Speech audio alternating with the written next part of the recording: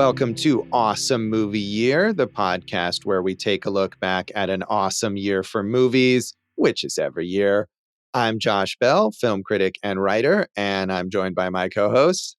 Jason Harris, filmmaker, comedian, and hello, Josephin.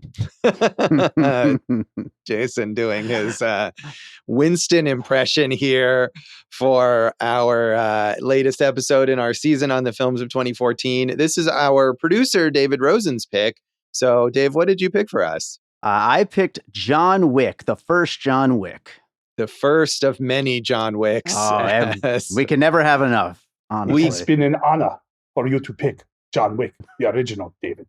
Yeah, I think your Winston was a little better. But Definitely, my run is not as good, but I'm trying. You are. You know? I feel like maybe we'll get through Jason's impressions of all the John Wick characters. Perhaps. Oh, yeah. There's definitely going to be some grunting and monosyllabic words coming up. I look forward to it. Yeah, monosyllabic is what we want on a podcast.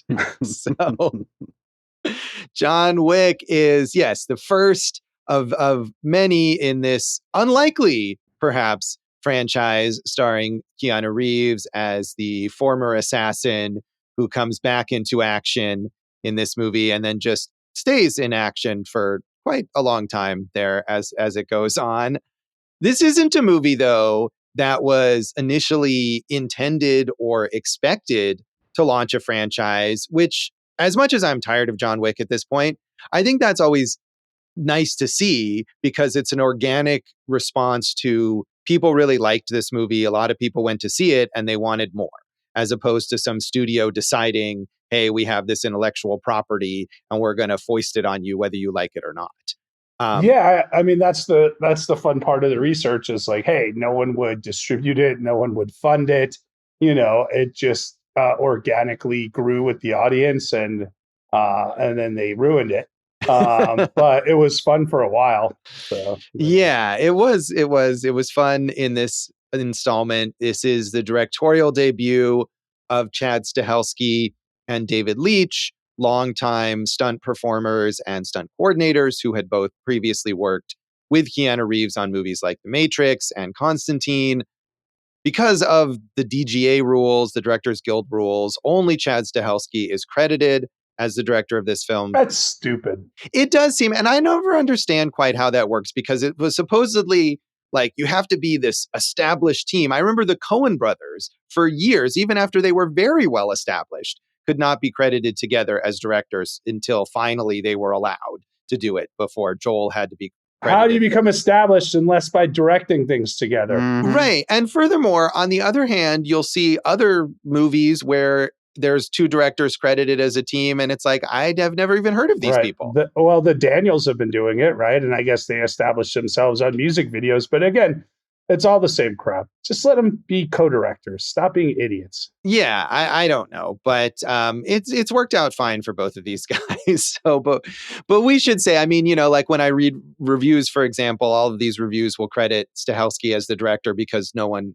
knew any differently, but they are both the directors, and they kind of came on board this spec script from Derek Kolstad, and along with Keanu Reeves, you know, shaped this into what it became. It was not actually as big a hit as I kind of imagined it was. It was very successful. It grossed $86 million on its budget of 20 to 30 million. So that's certainly a good profit. But I think given what this franchise has become, I just assumed it was a bigger surprise hit. And it was a surprise hit, but it like debuted at number 2. And it really had to build not only in theaters, but also on home video and streaming before there was the momentum to make a sequel. Yeah, I mean, we've talked a lot about this year about movies being directly released to streaming. So it's going to be less home video, but this is the movie we talk about in the 90s. This is Boondock Saints. You know, and it's better than Boondock Saints. Well, but I'm saying, you know, it caught its so much of an audience in the secondary market. Look, 86 million is great, but it really blew up on the, you know, kind of people watching at home, I think. So, yeah, I mean, an 86 million is great when your budget is on this smaller level. I guess assumed that it was a bigger kind of surprise hit, like something like the Blair Witch Project or whatever, where the proportions are even more crazy. But yeah, when I say home video, I mean people watching it at home. Those people are streaming it most likely, although maybe some of them got the I DVD think or the so. Blu-ray. Physical media is hot again. Yeah. I'm sure Dave probably has all 4 on DVD, right? Of course. Yeah. So, Josh, this little movie that could, not just people who wouldn't fund it or distribute it. Keanu Reeves' career was down at this point. They thought he was like past being an action star. Like you said, Chad Stahelski and David Leitch. Yeah, I did words. They had never directed before, right? So they had to fight to get in. And on top of all of that, yeah, it's the screenwriter he'd written like 40 scripts. He'd had like 2 low budget movies made. So everyone really just caught the wave together on this one, it feels like. Right. I mean, and even once they got the ball rolling, initially the script had this character as much older. They were thinking of someone like on the Clint Eastwood level. And even then, when they kind of went down from there, at one point, Bruce Willis was considered for this role. So the fact that they were flexible enough to change the character in a way so that Keanu Reeves could play the character as a much younger, but still kind of older veteran, but not in the same way. I mean, the tone of this movie would have been very different if like Ian McShane, for example, someone of his age, had been the star of it, and you wouldn't have had the franchise probably in the same way.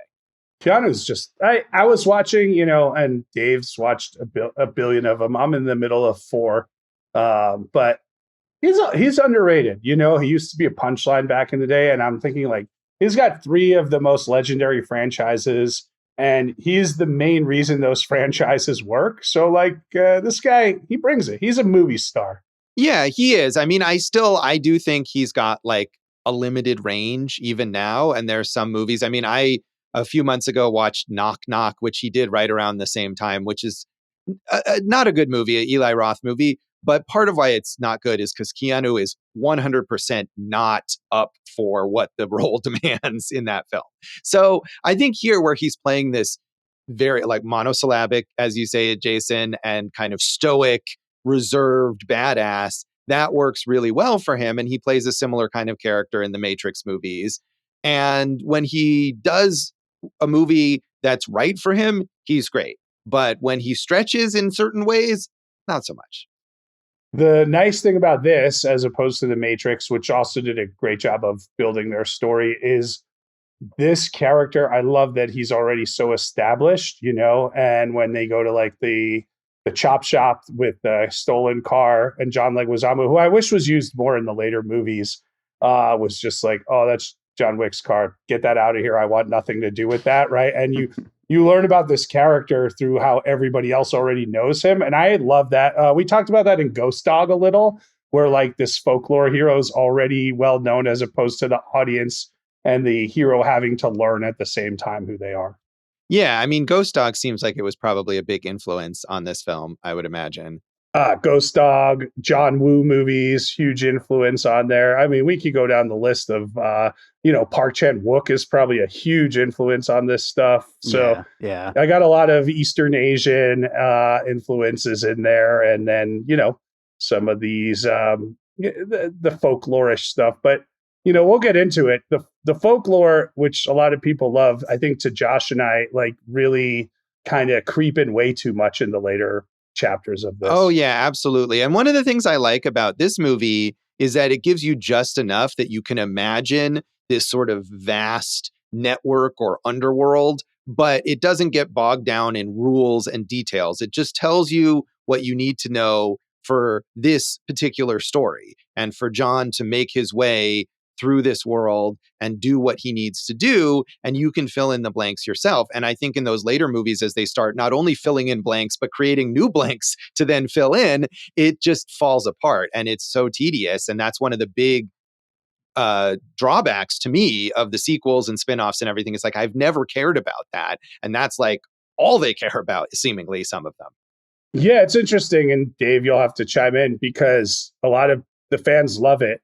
I love this one because you connect on the human level with him. Yeah. And all that stuff is kind of circular around it. And the action sequences, like are great in all of them, but they actually are earned here. Whereas like in the later ones, it's just action porn, so to speak. Although I do think they get back on track after 3. Yeah, I disagree about that. But Dave, I wonder, like, did you want to know, like watching this one, did you think, wow, I want to learn more about the world? Well, before we get to that, I just wanted to mention real quick, one of the things I love about this series, you were talking about its influences, obviously the puzzle piece guy over here. I think that this series, one of the things that's so great about it is it's not just inspired by all those movies. It is a straight up celebration of those movies, everyone who's ever been involved with those movies, and just it wears its heart on its sleeve. But to that point, and we'll also get into this a little bit more when we get to our first time seeing it and everything like that. But no, I to answer your question directly, I did not want to know more about this world. And then once they showed me more about this world, I was like, oh, hell yeah, screw it, I'm in. So. Okay, yeah. See, no, I didn't feel that way at all. I like the efficiency of this movie. I think that's one of its biggest strengths. And one of the things that came about, you read about the development and they pared down the script. They reduced the dialogue. They reduced the instances of backstory and stuff like that. And I think that works really well here. And they just like added all that shit back in the later films. So this movie was also well received by critics. It got an 86% on Rotten Tomatoes, so mostly very positive reviews. I was interested to see that it had a B from CinemaScore, the audience polling service, which it seems like a good rating, but as I've said a lot of times with CinemaScore, anything like even slightly lower indicates a level of enthusiasm that's missing, and it's by far the lowest CinemaScore for any installments in this series. So I feel like a lot of people maybe went to see this movie not knowing what it was and were sort of disappointed. Whereas with the later installments, everyone is going knowing exactly what they expect and is happy with that. But it was interesting. Even Ballerina has a higher cinema score than this does. You stupid idiots. Yes. You're yelling at me right now, Jason. But you would give a higher cinema score to the latter installments than to this one? Yeah. I love this movie. Oh my God, you are such a stupid idiot. I think this series just keeps getting better, but we were worried. We were worried that you wouldn't be able to record today, Dave. It might have hit too close to home with the, dead dog this week. Yeah. Thanks. You're toughing through for the awesome movie, your audience. I'm earning that pups plug that I'll do at the end of the episode. Yes. We do appreciate it. Yeah. So, so critics generally were into this film. Jeanette Katsoulis in the New York Times said, brilliant in its simplicity. The setup of John Wick, like the rest of the movie, passes swiftly and efficiently. Harboring few ambitions beyond knock your socks off action sequences, this crafty revenge thriller delivers with so much style and even some wit that the lack of substance takes longer than it should to become problematic. Mr. Stahelski proves an elegant and inventive choreographer of movement. His fight scenes, whether staged in club or church or bathhouse, are fluidly coherent, his performers so proficient that there's no need to fudge the action. Infused with codes and totems, John Wick conjures a natty netherworld of lethal temperaments and impeccable tailoring. John's quest may be one note, but that note could not be more perfectly pitched. Yeah, I don't know why you did the little voice clear there. The simplicity of the setup is the beauty of this movie. No, I was emphasizing my approval of that as opposed to Dave's perspective there. Sure. Yes. No, then I'm with you, Dave. You're still the well. No, and to be clear, I love how simple the first one is, and that's part of what I love about it. And then I love that they kind of react to themselves in this ridiculous way. Like I love it all. I love it all. I don't mind blowing it out. Like, I mean, 3 is just the continuation of 2. That's why it doesn't really work for me. And I just feel like 3 just kind of sucks. Yeah. But, again, this has the human element you draw on, right? Like the setup here that's the genius of it, right? Like his wife dies, they steal his car. That's one thing. But more importantly, they kill his dog, which was the last thing the wife gave him. And why are you doing all this? I lost my chance to grieve unalone, is what he says, or whatever. And it's like, okay, now we all get it and agree. And I know they had to fight to keep the dog angle in it. And I think that's what elevates this one over some of the other ones. Yeah, I agree. I mean, I've seen this multiple times now, and I was reminded this time of that human element that I think is really missing from those later movies. Like, you forget about him grieving his wife or caring about the dog or even the car as these movies go on, because it just expands into like John Wick has to kill everyone in this entire assassin universe or whatever for reasons that we have completely forgotten about and don't even care about anymore, as long as we can show him doing some other cool fight thing. And the fact that he keeps taking time to watch like the old video of his wife, or that like thematically, what happens at the end of this movie? I was trying to remember and I thought, oh, isn't the end of this movie like Winston telling him, oh, now you're wanted for blah, blah, blah, and setting up more? Like, no, there's nothing like the end of this movie is he gets another dog and he's happy to have this little connection, and he walks off into the, not sunset, but you know, with the dog, like he's able to find peace again. And that human aspect of this is totally gone in the later movies, but it's also not overplayed here. It's not like we're like, oh my God, another gooey scene about him and the wife. It's just enough to feel like he's a person who cares about something. I agree. I love the action in the later ones. I think, dude, there's the action keeps ratcheting up, but I'm more connected to it in this one. And 3, again, it's all action. So you could just like go, you know, make a banana split and come back and and you're like, okay, it's just more shoot 'em up bang bangs. But I mean, the nice thing about this one is that they're paced out, right? It gives you that breathing room to like get ready for the next action sequence. Yeah, I mean, and I think Dave would probably argue that the constant nonstop action is part of also the appeal of it, and that's what people want. And especially, you haven't gotten through 4, but there's some action sequences in 4, I think, that go on their own for like 25 to 30 minutes or something. It's insane. I mean, I'm almost done with 4. And I don't mind that because I get it. Like, it's, again, right? Like, was the Thunderdome the best thing ever in a Mad Max movie? No, but we had to try something different, right? You can't just repeat the same thing over. But the missing humanity is the elements that I long for in the latter sequences. Also, there's some very weird casting and as you go on here. Whereas I think one of the strengths of this one is clearly the supporting players. And, you know, hey, we're in New York, let's just get the best actors we can for 4 days. And like they elevate all those little parts, which we've talked about in other movies before too.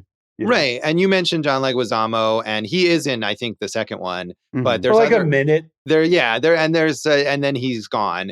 And there's other actors who are not in anything beyond this, and you forget, like, oh, Willem Dafoe was part of this franchise, Adrianne Palicki was part of this franchise, and even Clark Peters, who shows up for like 2 minutes or whatever. You know, and they're all great. I think I agree. Well, let's be fair here. John Wick killed them all, so they can't be in the next one. Well, so. Right, because they didn't not true. John Wick did not kill Willem Dafoe. Yeah, that's true. Nor did he kill Adrianne Palicki. Yeah. Nor did he kill John Leguizamo. So literally everything you're saying. John Leguizamo should be in this sequel. That's my biggest problem with the sequels. I agree. Oh, wow. Okay. Yeah. Right. Well, I mean, obviously, also, they weren't expecting there to be sequels. Otherwise, maybe they wouldn't have killed those characters. Sure. But, you know, that's what they did. So Robert Abelli in the Los Angeles Times said, as weaponized mayhem of the most disreputably electrifying kind, the sleek and eccentric revenge tale John Wick jabs far above its weight class, thanks to the panther physicality of 50-year-old headliner Keanu Reeves and a tightly pitched mix of humor and expertly choreographed hyperviolence from writer Derek Kolstad and first-time director Chad Stahelski. It's a B-movie made with A student love for the relentless thrill of bodies in brutal motion. A kinetic Reeves, literally dressed to kill, is dialed into his own particular set of skills here.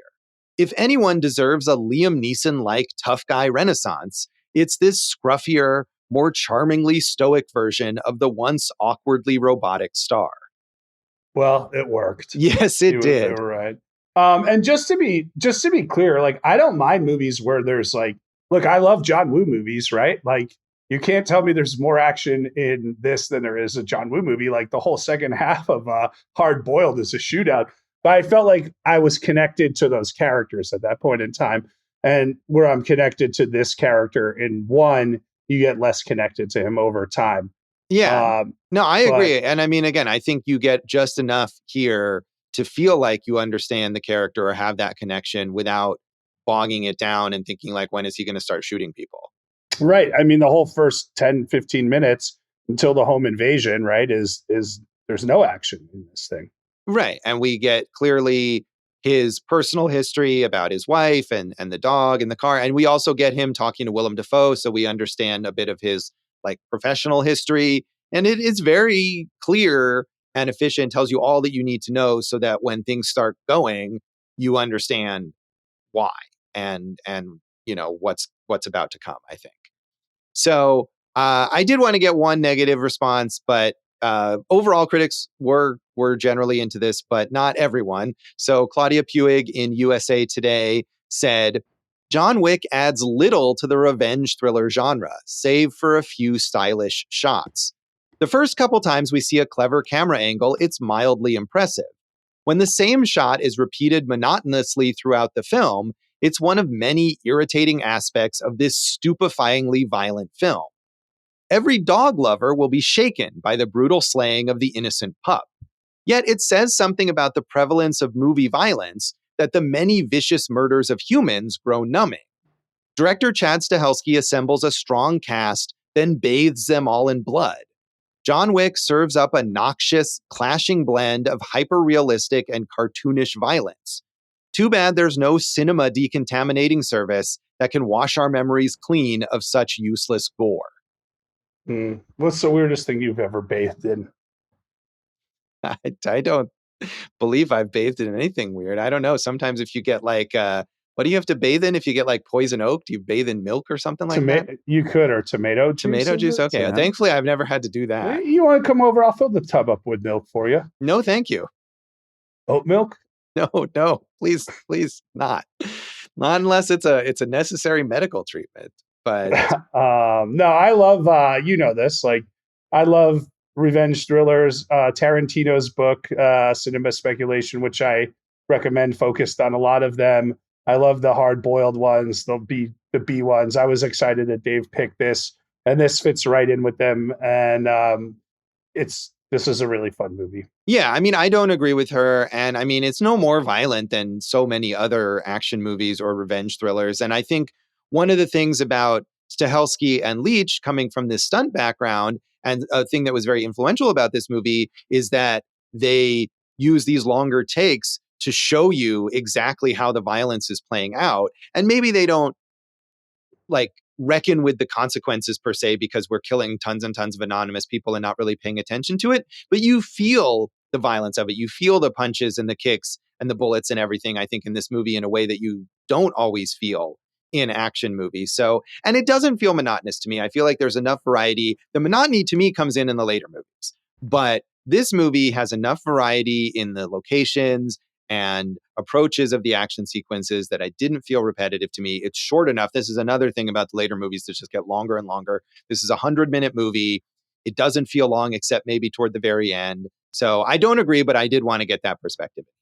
Yeah. No, the thing that you're saying, which is interesting to me, is that not the action sequences are different here, but in the later movies, they use versions of the same set pieces, right? Like, oh, it's another dance club shootout, or, oh, we're in a bathhousey type thing, right? Like, they do a lot of the same stuff, but then you get to like where like Keanu is like chasing people on horses through the desert, and you're like, nope, Right. just this has nothing for me. This is, we've gone off the rails here.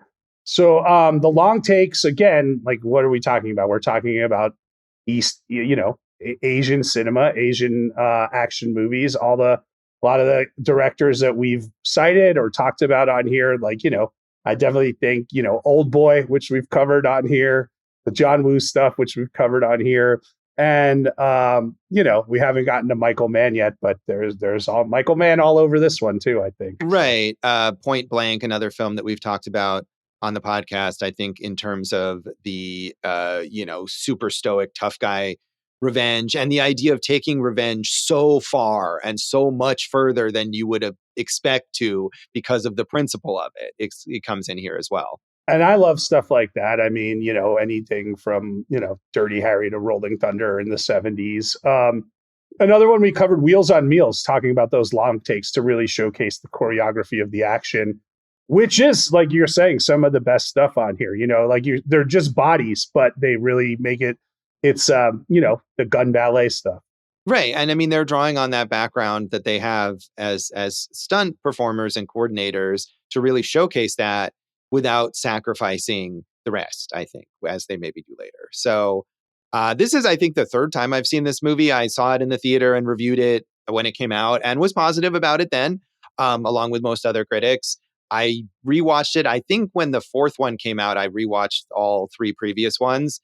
And then this time. So I enjoy it. I mean, it's not a movie that I was necessarily eager to watch yet again, but it's always fun. I think I would have felt less enthused if I had to make my way through the entire series again. But I have seen all of the movies, and this is the best one. Clearly, to me, it's absolutely no contest. So, Jason? I agree 100%. I had not seen it in the theater. I wonder, Dave, if this had anything to do with you bringing it up on our trailers episode for every single movie as a puzzle piece. I'm like, I should probably watch this at some point. Nice. No, I knew it was a blind spot for me. So maybe a year or two ago, I had watched the first two. And, if you watch them back to back, that's, it's eating too much sugar. Yeah. So this week I ate all the sugar, and I really was taken out of it by Parabellum, but Part 4 is getting me back into it. There's definitely a step up on it. All right. So, Dave, but this is the best one. I agree with you. Thank you. I'm glad we agree on that one, which Dave does not. But did you love this as much the first time you saw it, Dave? So actually, no. I just thought it was a standard run-of-the-mill revenge action movie. I liked it. I did not love it. The second one, which is actually my least favorite of the series, I also did not love. I liked it, didn't love it. 3 is where I just fell in love. I love 3. It's one of my all-time favorite action movies. Hey, if you don't like it, Jason, that's fine. But I don't really like it either. Josh, you don't like any of this stuff except the first one. But no, the second one is fine. I feel like the second one was good enough, but it was clearly going the wrong direction for me. 3 and 4 are 5-star, 2 of my all-time favorite action movies ever. No. Yeah, that's where I'm at. No, Dave, no. No. I feel like those were probably both on your top 10, and maybe one of them was 3, like maybe your number one movie of the year that it came out. 3 was like top 3. 4 was my number one of the year when it came out. So yeah, I'm all in on those last couple. 3 had writing issues to me and terribly miscast females for me. Oh, she's freaking wonderful. She's so good. Talking about Halle Berry? You don't even know who I'm talking about. I'm assuming you're talking about Halle Berry, but who are you talking about? No, she's not. And I know she can do action and stuff like that, but her just mimicking the cadences and kind of verbiage of John Wick didn't work at all. Nah, she's great. No, she was bad, and the what's the word, Josh? The allocutor or whatever, the lawyer, adjudicator, yeah. She was terrible. She was the worst in 3. Mm-hmm. And Angelica Houston's just there doing nothing. Like, why do you get her? She's just there so she can be in Ballerina. That's when she gets to do more stuff. I know, but would she have known at that point? So I think maybe. I don't know. But I mean, I haven't seen 3 in a little while, so I don't remember all the specifics of that. But we'll get into that more. 3 is just all action. Like, there's no story at all. And I mean, it's one. Or there's too much story. Huh? Yeah, I feel like there was too much story in all of these, but it's you think in the first one there's too much? No, in all the sequels, Oh yeah. So, we'll get into this more later, maybe. But do you want to say anything else about the background of this movie, Jason? What else is there to say, Josh? I kind of mentioned that. Well, one, I did like that they definitely decided that they needed to film in New York, and they were like, yeah, we could cheat it somewhere else, but there's nothing else like New York, so that's important. And I do think, those character actors really, really added to the film. So those were my kind of notes here, Josh. Yeah, no, I agree. I think that does make the difference, and it gives you that sense of place. Whereas the later movies just travel all over the world and everywhere looks the same. So we'll come back and talk more of our general thoughts on John Wick.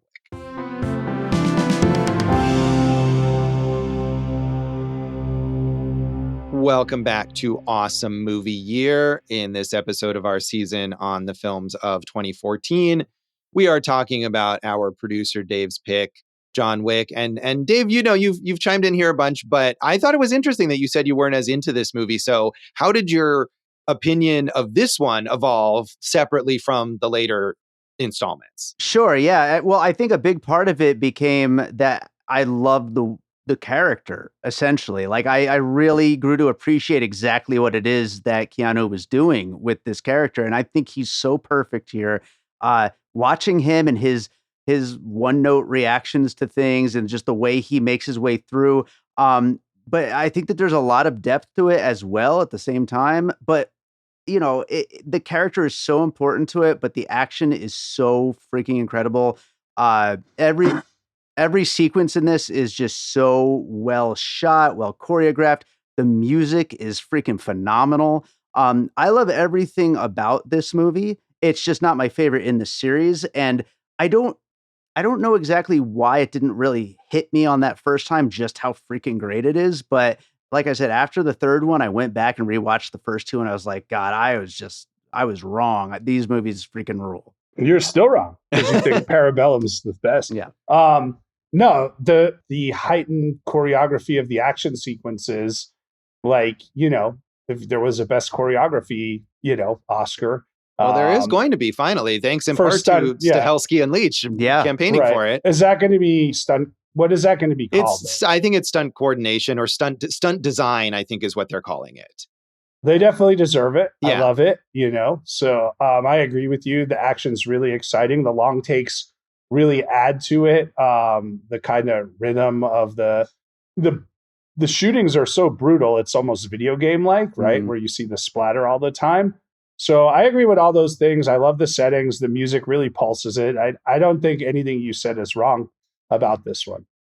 Yeah, I mean, I definitely enjoy it. I mean, I think maybe because the franchise has become a huge thing that I feel like it's a little overblown. Like, this is a good movie, but after having seen it twice, I would not have at any point cared to see it a third time except for this podcast. And I didn't not enjoy it. I did enjoy it. There's a lot to appreciate about it. But I think as far as like this being like the action movie, I don't quite see that. Something that I just kind of like made me laugh rewatching this for the first time in a few years now, like since number 3, I think, is remembering that he had a house at one point. Dude, a great house and a great house for sequences, right? And like that stuff, when you're talking about building the character without giving away all the details, where he has to dig up all of his weaponry and everything like that. That's really cool stuff. And yeah, that's the stuff that's missing in the later ones, where like the cop comes to the door and he's like, "Working tonight, John?" Didn't mean to be, right? And it's like, "I'll leave you to it, John," right? Like, that's the beauty of less is more, right? And this is not a less is more type movie in the action, but like we know enough just from that. Like, okay, just do what you got to do. Call in the cleanup. They call in the cleanup crew. Stuff like that is really, really good. Like, I love that stuff, and all of that. I guess you would call it underplayed or subtlety, which is not a word that's going to be used very often for this, is gone in the future installments. Right. I mean, and I think the idea, Dave, when you're saying like you forgot that he had a house, like that's the human element of it, where at the end of the movie, he gets a new dog and he's walking off and you think he's going to go back to that house and he wants to go back to his, quiet life that he had before this intruded. Right. Yeah. And he is yearning for that. And he feels upset that he's stuck in this position. I mean, or the idea that he has to hammer through that concrete to get the guns because that's how far away he's pushed it. In the later movies, he just shows up to any corner store and is like, "Give me 500 guns." And they do. It's meaningless at that point. It gets over the top in that, like, is everyone in the world an assassin? Yes. And you haven't seen Ballerina yet, but that's part of why I love Ballerina is like, we're really getting to everyone in the world as an assassin. Mm-hmm. But I just want to say really quick, we're all in agreement. This is a really good movie. I think for me, the thing is, it's not an either or situation. I like the ridiculous over the topness of the later sequels. And I love the grounded, more character-based stuff of this one. But I wouldn't mind the over-the-top stuff if there was something connecting it to, me to it on a human level. And like Josh is saying, there's just not at that point in time. They're relying on, like, you've already connected with him in the past, right? I mean, 2 is just, like we said, his wife dies. They kill the dog, which is his wife's final gift to him after she died, which was a nice touch, right? And so now he's got to go because he can't mourn or whatever, or he's no one to mourn with. So he has nothing else to do except rely on who he was. The second one is like, hey, I'm out. And then it's like, oh, this Italian guy, I have a marker for him, so I have to go kill his sister. And you're not invested in that at all. And then he kills that guy at the Continental. So now everyone's after him. And the only great thing about that is when he says to Winston, you tell him, I'll kill them all. Well, and also the idea here is that he did this like unimaginable thing to get out, and he is out, right? It's been 4.5 years or something, I think he says, and no one has tried to come to him and say, hey, you're not allowed to be out. He has completely severed himself from this world, which, as Dave points out, by the time you get to Ballerina, is like, what even? It just is the world. Yeah, like, yeah. It's like the infrastructure of the entire globe has been altered. It's like an alternate universe at this point where governments don't exist. Just you wait for my top 10 of the year, you guys. I mean, like, we it's might going to be there at this point in time with what's going on in the world. Yeah, nowadays. We're going to trust the high table to run things versus what we have now. It would be. I'd rather have the high table in charge than Trump. Yeah, like give me that all day. Yeah. So like those things are just so essential to like getting. You're always going to be on the side of the movie star, right? But like if it's all going to be action, like the best example I can give that we haven't talked about, this is Unforgiven, right? That's exactly what this is.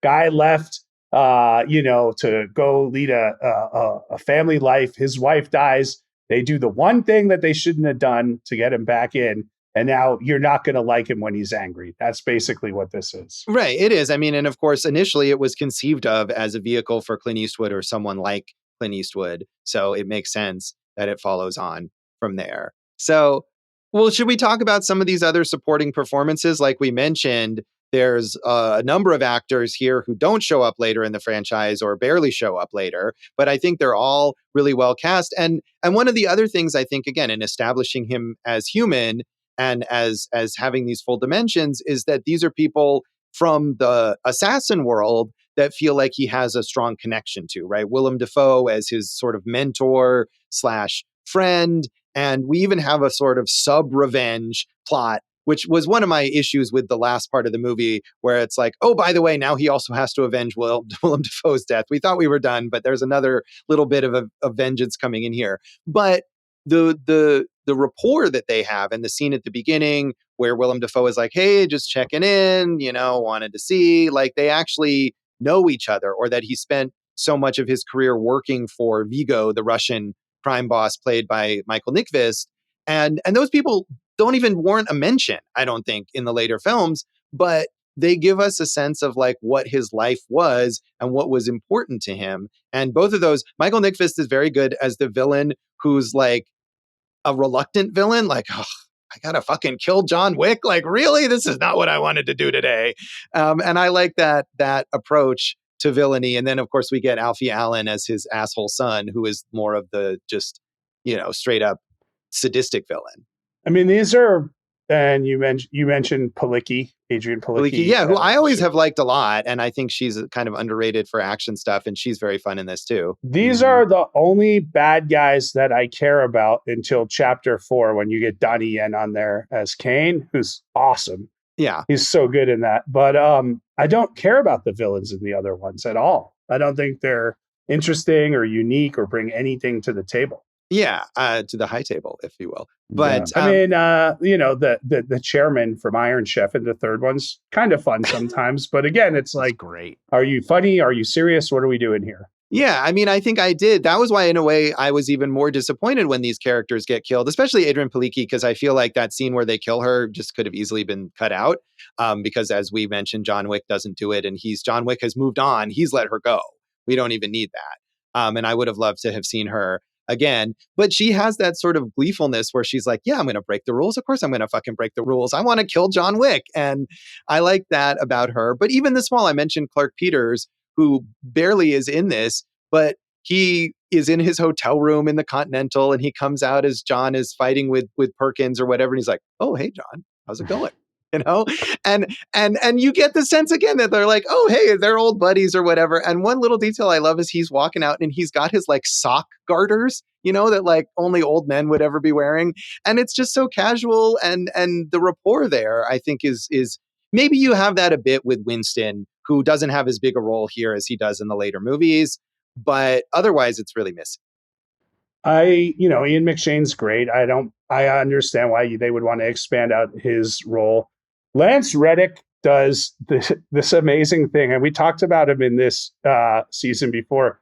He took something on the page that's nothing, right? I mean, it's just there to advance the story. I'm not knocking it as like a bad writing, because it's not. It's just like a, hey, bellman or concierge.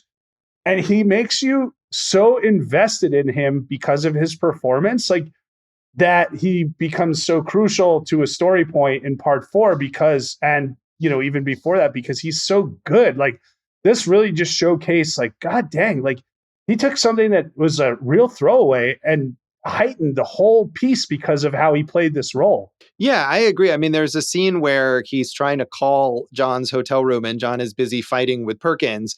And we just see him sort of like waiting on the phone as it rings. And even just the expression on his face tells you so much about like this guy's position in the assassin world and how many times he's had to make this phone call where he's waiting for assassins to kill each other so they'll pick up the damn phone.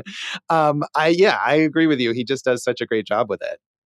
There's a great blueprint here for, if you have money and you're making a movie in New York, right? Go get these awesome character actors to fill out your smaller roles. Be like, you don't have to commute, we'll pay you.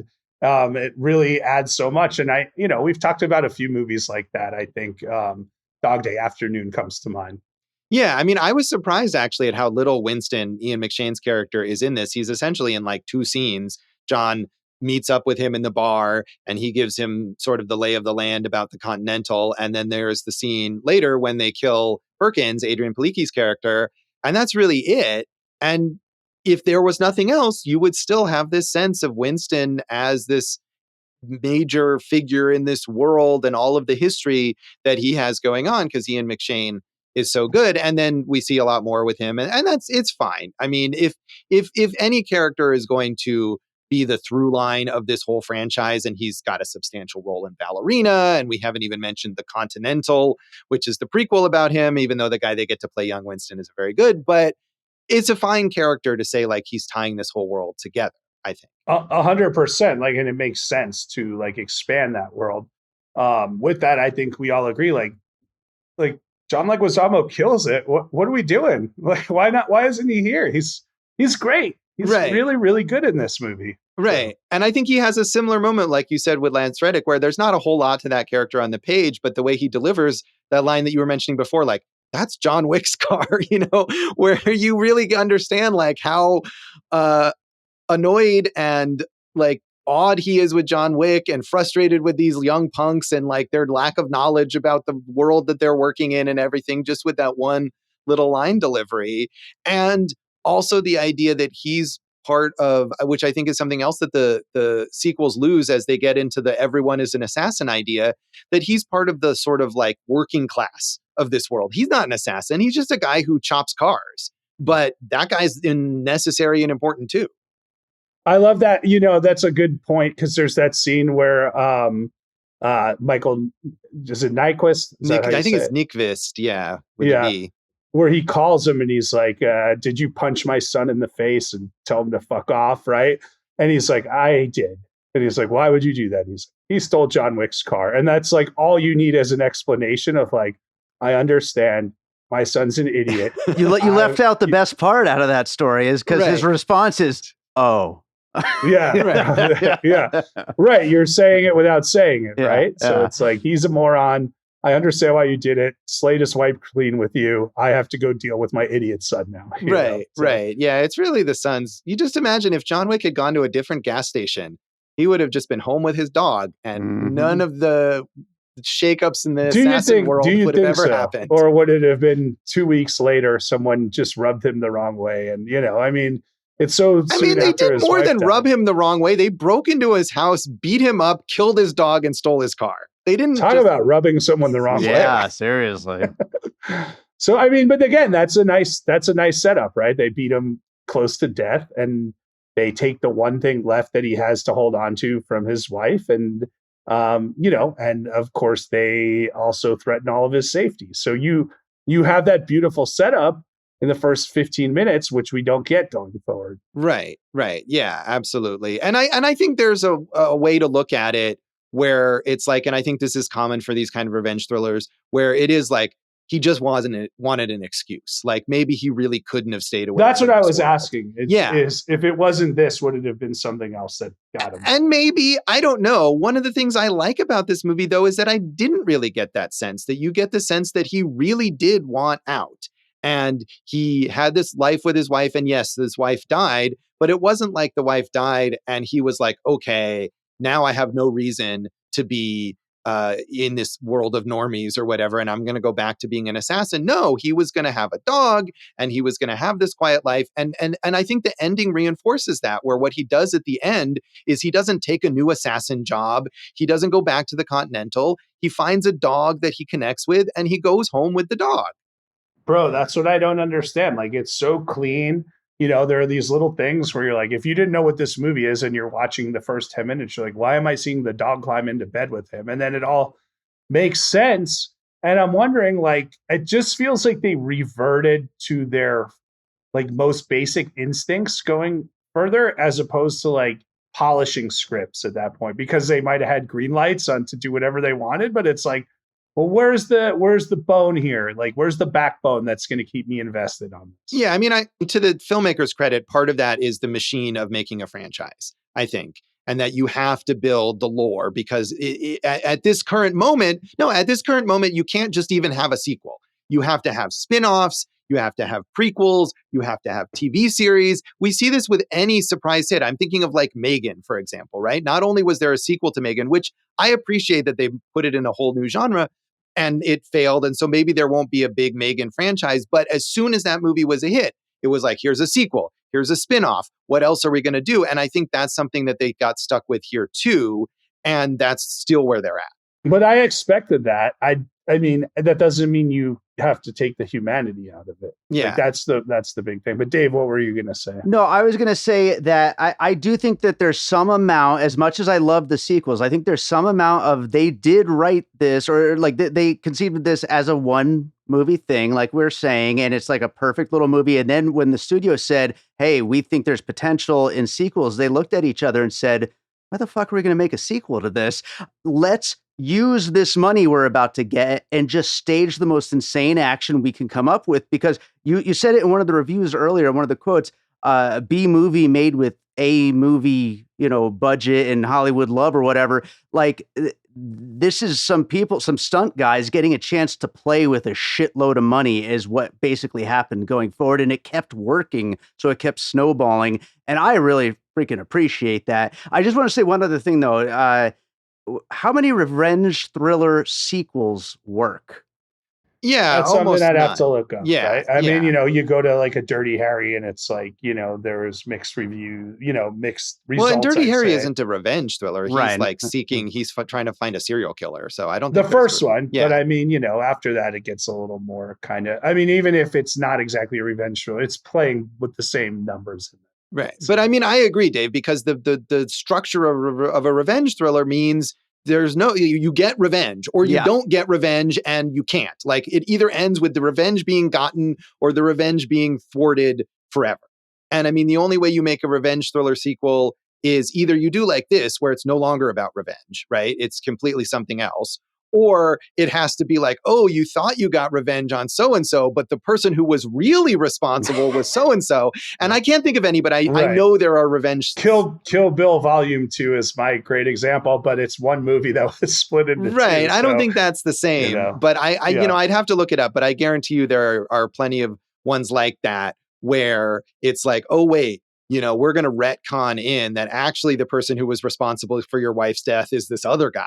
You thought it was this guy, but it was actually this guy. And that's how you make a sequel. I thought that's what they were going to do in the second one, because they bring in, Peter Stormare as the brother, right? And is like, I thought they were going to go, you killed my brother, now I have to kill you. And then that's the whole movie. And it's like, you took something from me, I take something from you. And whatever it is that he takes is what he takes. But that's not the way they went. Yeah. One other question, Jason, you alluded to this in your introduction. His name is John Wick, John. Why do they call him Jonathan? Is it short for Jonathan? And shouldn't it be Jon Wick then? I don't know, but I mean, I this has always bugged me about this franchise. One other thing like that I noticed is like, they use his name more than any real life situation. Like, no one says Josh 400 times a day when they talk to you, but every third sentence is Mr. Wick to this guy. Yeah, I mean, I think it's partly the idea that emphasizes how respected he was in this world and feared, is that these people feel the constant need to give him this level of deference or whatever. And maybe if I was a fearsome assassin, people would do that to me as well, but I am not. Well, we don't know that. You could just be saying that. Yeah, this whole podcast is a cover up for my assassin. I mean, his name could still just be John. Maybe that's the thing only the manager calls him. I don't know. Right. Well, I feel like other people did. Winston definitely calls him Jonathan all the time, but I feel like other people have as well. Like anytime I feel like, and I haven't watched the sequels again recently, but I feel like in the sequels where there's constantly like, look, it's my old friend so-and-so that we've never mentioned before. Whenever he meets someone like that, they're always like, Jonathan. And maybe Dave's nodding though, so I feel like he's the expert on this. And is that a lot of Lawrence Fishburne in the sequels doing that? Oh, yeah, that could be as well. Yeah, totally. He's a Bowery king, Yeah, because every homeless person is also an assassin. No homeless people. That's what I didn't understand. This is a perfect solution to issues that we have in contemporary society. Because if it turns out that all homeless people are just secret assassins, then we don't have to worry about this problem anymore. Yeah, Amazing. Trump could get the fucking troops out of Washington, D.C. Yeah, so I'd like to see that John Wick sequel where the homeless assassins guild or whatever fights ICE. But that's probably not going to happen. That I would be into so hard. Yeah. Should we rate this? Dean Cain's the bad guy. Oh, yeah. Perfect. And not Dean Cain plays the bad guy. Dean Cain is the bad guy. Dean Cain. Yeah. And it takes like one punch and then he's just winded. John Wick just kills Dean Cain. Yeah. Should we rate this out of 5 dead Mr. puppies? Wicks? No, that's wrong. 5 Mr. Wicks. Yes. Yeah. Yeah, it's 3.5 for me. Watched it twice. Happy to watch it again. Big fan. I give it 3.5 as well. I've watched it 3 times. I don't want to watch it again, but it's still a good movie. So, Dave, how do you rate this? I'm going with 4.5, and I can't wait to watch it again. All right. Well, I'm sure you will very soon. We'll come back and talk about the legacy of John Wick.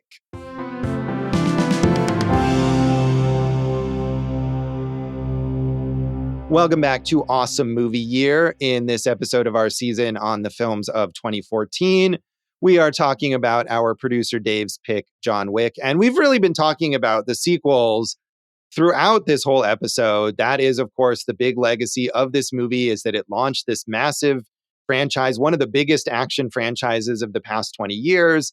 There are 4 John Wick movies. They are perhaps working on a 5th John Wick movie, despite the seemingly definitive ending of John Wick 4, but that doesn't stop them. Spoilers.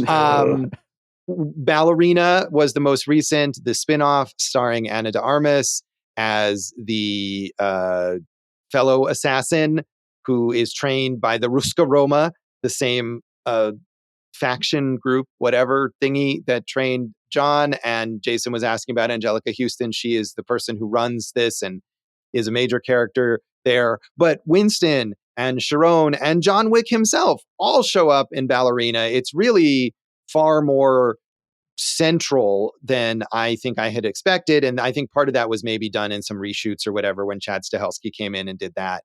But I have a question. I haven't seen Ballerina. So where does it take place on the timeline? It takes place between John Wick 3 and John Wick 4. Yeah. Between 3 and 4. That makes sense. Yeah. So it's not entirely believable that John has time between those movies to go do all the stuff he does in Ballerina, but that's theoretically what it is. Does like the preview use the really shitty remix of just Elton John saying ballerina. It's from Tiny Dancer because like, hey, he said a word, and that's the title of our movie. So that'll be our song. Do they use that in the movie? I don't think so. Dave, do you remember yeah, that? I don't remember them actually doing it, but yeah, I mean, that's how you sell a movie nowadays. But Josh, did you like Ballerina? I know you don't like the later John Wicks. No, I mean, I think I liked it more than John Wick 3 and 4, maybe. Okay. But I didn't love it. It felt like just sort of, in that way, it felt less about, it does feature a bunch of ridiculous lore and further the idea that everyone is an assassin. But it also feels like, hey, here's just another John Wick style revenge thriller, and we put Ana de Armas in it. And I like Ana de Armas, and it has some cool action, but it was a meh for me. All right. Ana de Armas is a very miss and once in a while hit in action movies. She's made a lot of bad action movies. So what other action movies has she been in? The Gray Man. Oh yeah, that's not a good movie. That's true. Not at all. Ghosted. Ugh. I haven't seen Ghosted, but I believe that's probably also a bad movie. Yeah, that's but this one's good. So it's certainly better than those, I would think. And I like her. I mean, I just mean as a performer. You know, I think she's good. Yeah, we like her. We like her as an actor. I wish she wouldn't make such crap. I mean, the same thing we say about Chris Evans, right? Who was the also opposite in Ghosted. Yeah. Like do better, guys. And You guys did Knives Out together. Like you see, you could do it. So right. And I mean, I think like the idea of casting her as this John Wick-like figure, I'm all for. And I don't know if Ballerina did well enough that there would be a Ballerina 2, or if she'll show up in John Wick 5 or something or somewhere else. But I think that would be okay. Like as a character, she's fine. But the movie itself is whatever. The writing is so rote in 3. I was just shocked at how bad the writing is. But it gets back on track, like I said, a little bit on.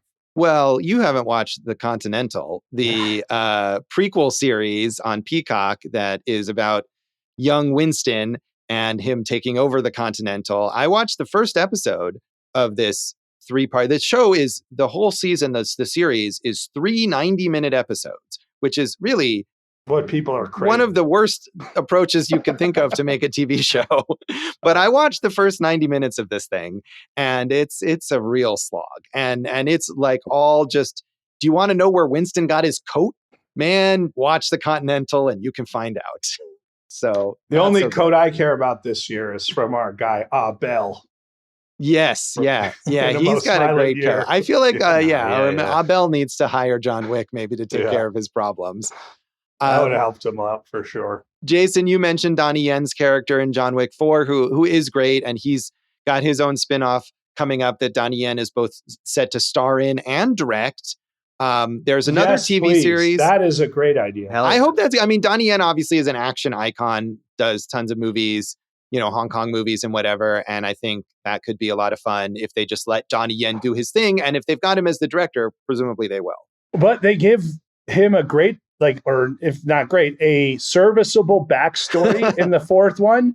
And they just let him cook. And man, that guy just fucking cooks. Like he's a bad guy that I'm like, okay, now we're here. We have like some equal footing here. Yeah. Like whereas in the 3rd one where they go to, as a Mark Damascus, is that his name? Dacascos, yeah. Yeah, the chairman. He's just serving sushi, and then they're like, "Are you ready?" And he's like, "Yeah, I'm ready." And then now he's like killing everyone with his minions. And it's like, well, we didn't even try to build a story for this guy. We're just like, "Yeah, I'm ready." It was so crappy. Isn't there another? Is Bill Skarsgård the villain in one of those? That's the 4th one. Oh, that's the 4th one. Okay, yeah, I can't keep track of that. He's not very good in that one. But I mean, guy, the Marquis.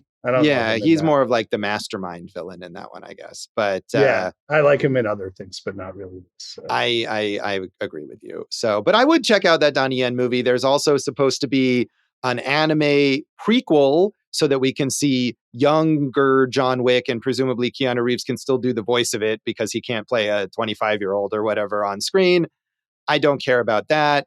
Another TV series called Under the High Table that will explore the larger assassin underworld in the aftermath of John Wick 4. Also a terrible idea.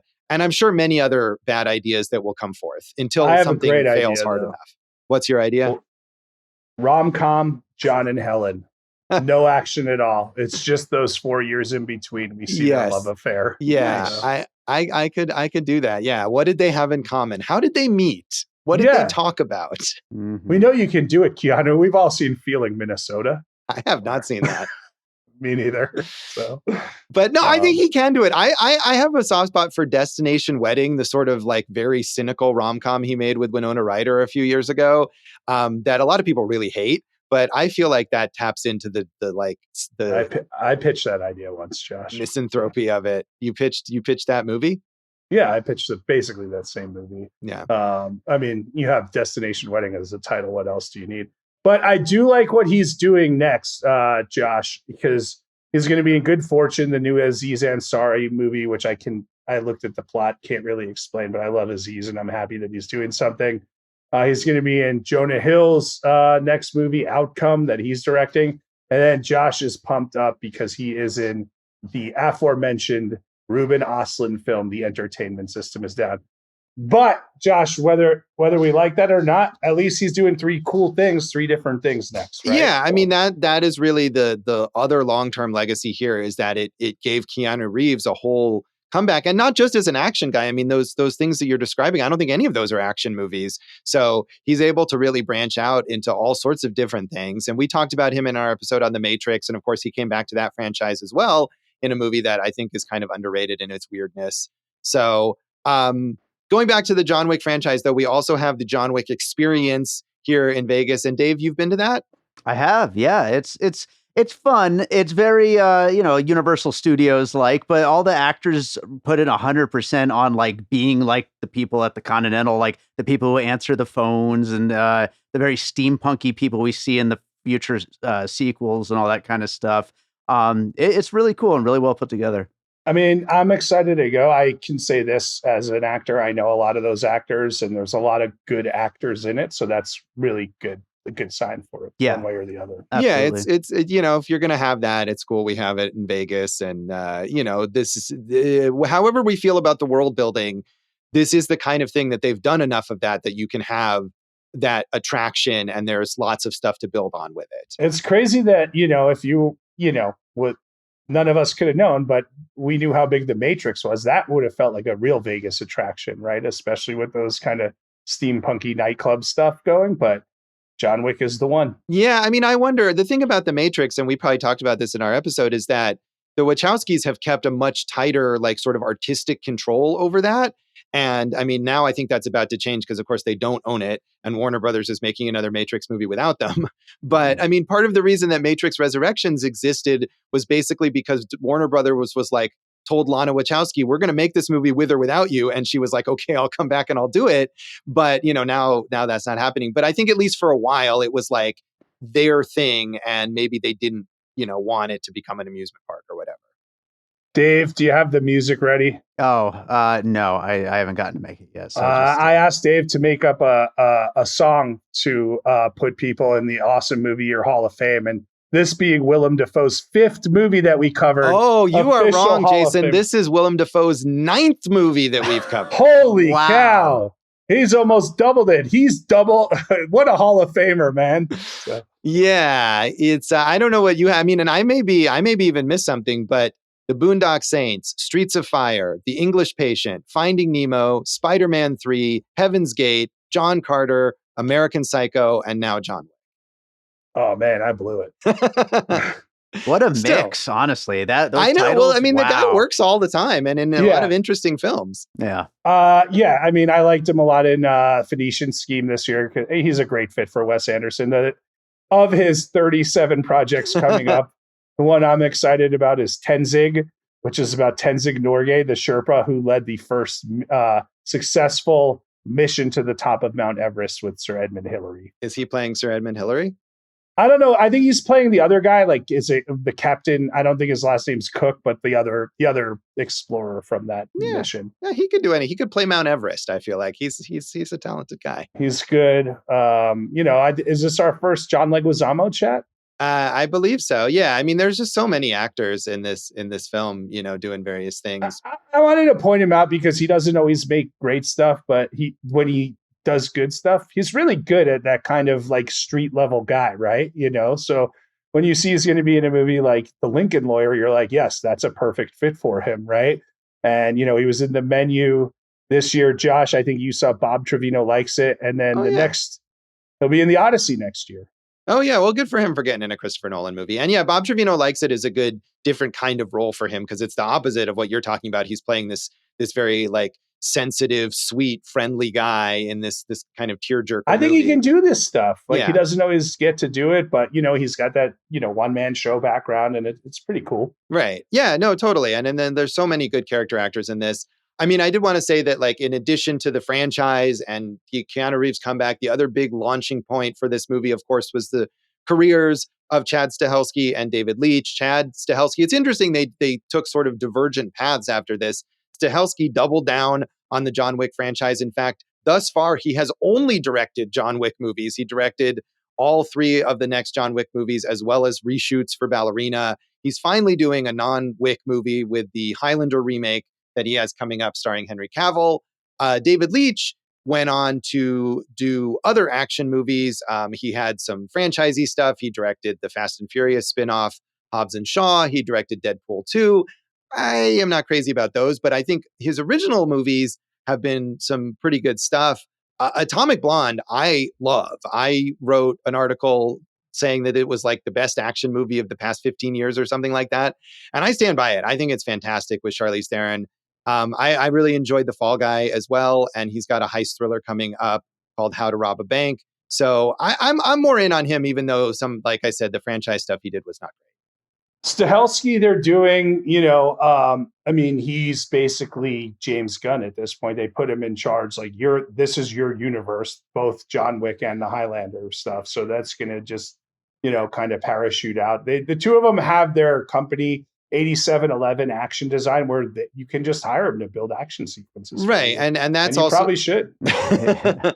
That's also kind of become a production company, 87 North Productions, that David Leitch runs. And they produced a lot of similar kinds of movies: Kate, Violent Night, Love Hurts, the Nobody sequel, which Nobody, written by Derek Kolstad, who wrote this film and the second and third films as well, wrote both of those Nobody movies, and has another Bob Odenkirk action movie coming up called Normal. I guess Bob Odenkirk is just now fully an action guy now. I mean, Normal is going to be interesting. Ulysses comes to the sleepy town of Normal to serve as the temporary sheriff after the passing of the original sheriff. A bank robbery in Normal leads Ulysses to find that a criminal underground reaches throughout the entire town. So that could be all right. Have you ever seen either of those low-budget movies that were made before, One in the Chamber, or the Jesse V. Johnson film, The Package, Josh? I haven't, although I do like Jesse V. Johnson, so I would totally watch The Package. But no, and it's insane. Like you said, he wrote like dozens and dozens and dozens of scripts. Like that guy was really putting in the effort to get something made. He's a real beacon of light for losers like me to get everything off the ground. I don't know if you want to mention others. The one actor I wanted to highlight again here is Adrianne Palicki, who I always feel is underrated. I always loved her on Friday Night Lights. And I feel like she could have been a good action star between this and Agents of S.H.I.E.L.D., which I felt like she did a really good job with. And that was a casualty of the weird schism in the Marvel Cinematic Universe. And she played what could have been a kind of central Marvel character, Mockingbird, and even almost had her own spinoff TV show, but that didn't go anywhere. And now they've basically written all those characters off. But I felt like she deserved better from that. And I always liked her. Michael Nyqvist, you can see him in Millennium and Mission Impossible, Ghost Protocol. Alfie Allen, of course, Theon Greyjoy on Game of Thrones. Also in Safe Harbor coming up, which is one of those British limited series, and was in Jojo Rabbit. Bridget Moynihan, Lord of War, Serendipity, and the great Dean Winter. Josh, we should give him a shout out. Always good as that kind of. Yeah, his insurance commercials. He's great in those Allstate commercials. Recently on Mr. Spade, but we like him from Rescue Me in Brooklyn Nine-Nine. Oh yeah, and I love his role on 30 Rock as Liz's horrible ex-boyfriend, the Beeper King. It's great stuff. Dave, here we go. Rank them. Oh, 3, 4, 1, 2. Ballerina would come in, I don't know, probably after 1. Yeah, 3, 4, 1, Ballerina 2. But having not seen the ending of 4 or Ballerina, 1, 4, 2, 3. And having not seen Ballerina above 3. There you go. Wow. All right. Do I need to do this too? Yeah. All right. I mean, honestly, my ranking 1, 2, 3, 4. Yeah, it would probably go 1, 2, 3, 4. I'm not sure. I'd put Ballerina maybe after 2 and above 3, maybe. Right. I think that sounds about right. So, and the Continental at the bottom. I'm the only one who watched that. I just pretend that doesn't exist. I'm never going to see it. I have no interest. I think you've really failed as a John Wick superfan if you don't force yourself to watch all 4.5 hours of that. Not necessary. Well, do we want to recommend any revenge thrillers? Obviously, at the time of recording, a movie that we've mentioned here before, Terrence Stamp died recently. I love The Limey, and that's got that real kind of grizzled feel. Of the low budget ones, Braven with Jason Momoa, as you know, is a favorite of mine. So those are 2 I would say off the top of my head. And then go back to the ones in the 70s. The Outfit with Robert Duvall. Dave, I think you would love that one. That's one of my favorites. Yeah, I actually really want to see that movie too. Yeah. I haven't seen that either. I should. So I didn't prepare this, but I think, I mentioned Point Blank, which was my pick for one of our seasons. And that I think is great. I mean, I think some of the stuff that these guys have worked on is pretty fun. I do like the original, the Nobody, and even Nobody 2 is fun, which I like Nobody a lot. I don't know if Nobody 2 qualifies as a revenge thriller. That's another one of those, like, how do we make a sequel kind of things. And even Kate that they worked on that a lot of people were not crazy about, I thought was fun. So I don't have any others off the top of my head, but I'll probably think of more later. Hard to Kill with Steven Seagal, if we're going to talk about. Why not? I loved that as a kid. I loved it as a kid. I doubt it holds up. And you brought up Point Blank. I'll also bring up Payback, the Mel Gibson, Yeah, it's a good one right there. So. This is a fun genre, and we all really like the genre, I think is what it comes down to. Yeah, I'm sure there's others that I like that I'm just not thinking of right now. So that is John Wick, and that is this episode of Awesome Movie Year. You can get revenge on us online and on social media. And let us know your John Wick rankings, would you? Could you do that for us, kids? We're at awesomemovieyear.com, Awesome Movie Year on Facebook and Instagram. Our revenge on Twitter is to not be on there. Go fuck yourself, Twitter. Although really, you mention it in every episode, so I feel like we're still tied to it. Mm-hmm. I'm Jason Harris Comedy, or Jay Harris Comedy, all the things. Go for Jason on Letterboxd. You can find some old things from me at joshbellhateseverything.com. I am at Josh Bell Hates Everything on Facebook, at Signal Bleed on Blue Sky, and on Letterboxd. And if you're on Letterboxd and you watch this movie or any of the movies we talk about on the show, tag your review Awesome Movie Year. We would love to know what you think. And check out our producer David Rosen's awesome podcast, Piecing It Together. Check out Piecing It Together wherever you listen to podcasts. Follow us on social media at Piecing Pod. And yes, I have to mention that my dog Harvey and I watched this the other night to prepare for this episode, and it was his last movie.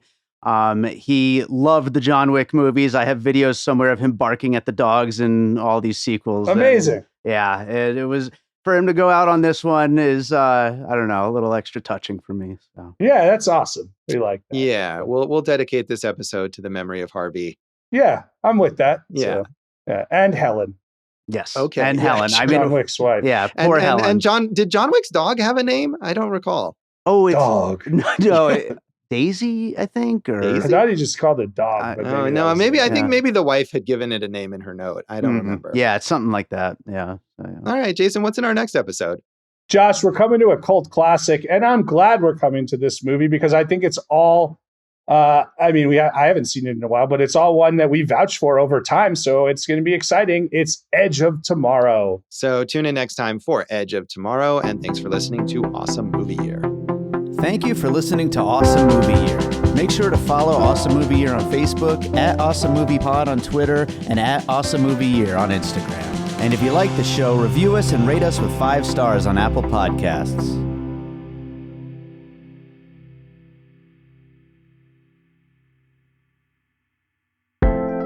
An All Points West production, produced by David Rosen in Las Vegas. Be seeing ya.